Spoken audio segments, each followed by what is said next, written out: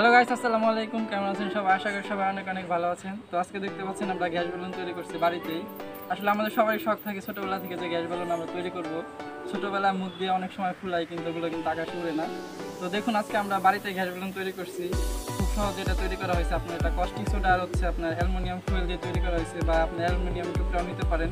তো দেখুন, আমাদের এখানে দুটো আছে, যেটা উঠতেছে এবং আরেকটা রেডি হচ্ছে। এটা আমরা কীভাবে তৈরি করলাম সম্পূর্ণ টিউটোরিয়ালটা আমাদের যে চ্যানেল আছে এটা আমরা দিয়ে দেবো এখন। আপনার সম্পূর্ণটা দেখে বাড়িতে এটা খুব সহজে আপনারা এটা তৈরি করে নিতে পারেন। কীভাবে তৈরি করলাম সম্পূর্ণ ভিডিওটা আপনাদের দেখেন। গাইস, এটি তৈরি করার জন্য আপনাদের যে কস্টিক সোডার যে কৌটোটা আছে এটি কিনে নিতে হবে। আপনারা চাইলে আলগা কস্টিক সোডাও কিনতে পারেন, যে বাইরে কিনতে পাওয়া যায়। আমি আসলে ড্রিম ক্লিনার যেটা সেটা কিনে নিচ্ছি। তারপর হচ্ছে আপনার অ্যালুমিনিয়াম ফয়েল লাগবে। আমি অ্যালুমিনিয়াম ফয়েলটা নিচ্ছি। আপনার যে ক্যান আছে স্পিড ক্যানটা, সেটা একটু আগুনে পোড়ায় নিতে হবে, যেহেতু এর উপরে প্লাস্টিকের একটা লেয়ার আছে। তারপর হচ্ছে আমাদের সাধারণ যে পানি আছে পানি লাগবে, আর এরকম একটা ভালো মোটা কাঁচের বোতল লাগবে। প্লাস্টিকের বোতল হলে হবে, কিন্তু অনেক গরম হওয়ার কারণে আপনার বোতলটা পানিতে দিয়ে রাখতে হবে। তো এরপর আমরা বোতলটার ভিতরে পানি ঢেলে নেব।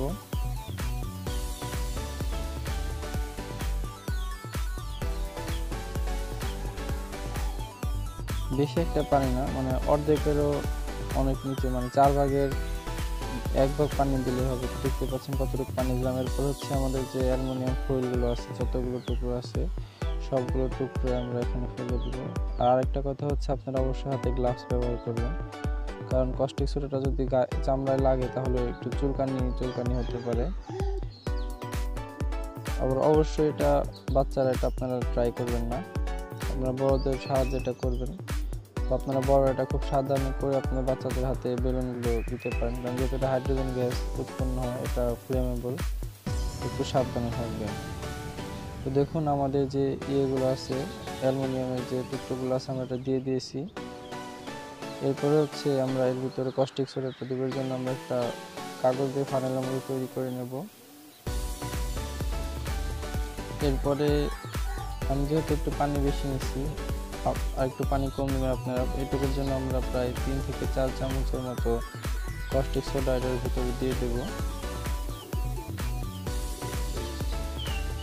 আসলে এতটা না দিলেও হয়, এতটুকু দেওয়ার কারণ হচ্ছে আপনার যাতে বিক্রিয়াটা তাড়াতাড়ি হয়, ভিডিওটা বড় না হয়, আপনাদের সম্পূর্ণ ভিডিওটা দেখাতে পারে খুব দ্রুত।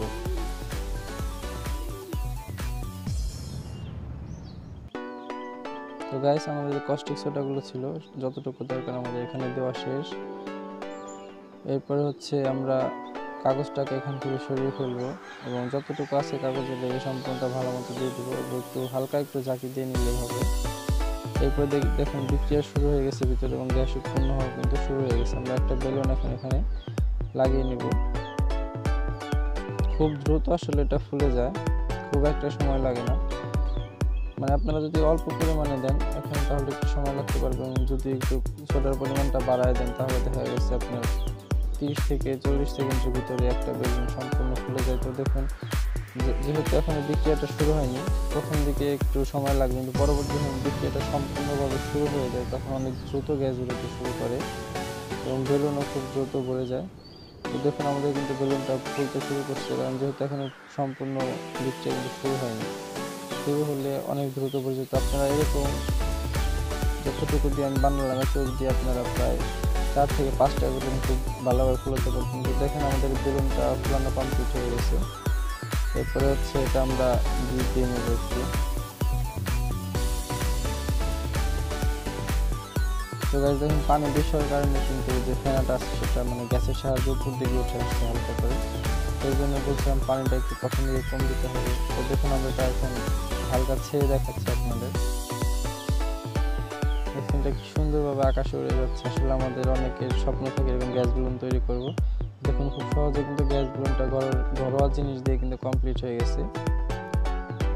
তো আমাদের গ্যাস বেলুন যেটা ছিল সেটা তৈরি করা সম্পূর্ণ একটা, এবং দেখুন অনেকটা গ্যাস কিন্তু বের হয়ে গেছে এর ভিতরে। আমরা এখন এর ভিতরে আরেকটা বেলুন লাগাই নিব। এরকম করে কিন্তু আমরা 3-4টা বেলুন এখানে দিয়ে ফোলাতে পারবো। এর ভিতরে কিন্তু অনেকটা গ্যাস বের হয়ে গেছে। তো দেখুন এখানে আমরা আরেকটা যে আমাদের বেলুন আছে এটা আমরা এখানে লাগাই নিতেছি। তো তো গাইস, আমাদের যে ভিডিওটা আছে আপনাদের কেমন লাগলো অবশ্যই কমেন্টের মাধ্যমে জানাবেন এবং আমার চ্যানেলটি অবশ্যই সাবস্ক্রাইব করবেন। আপনার জন্য কষ্ট করে এন্টারটেইনমেন্ট ভিডিও তৈরি করে থাকি।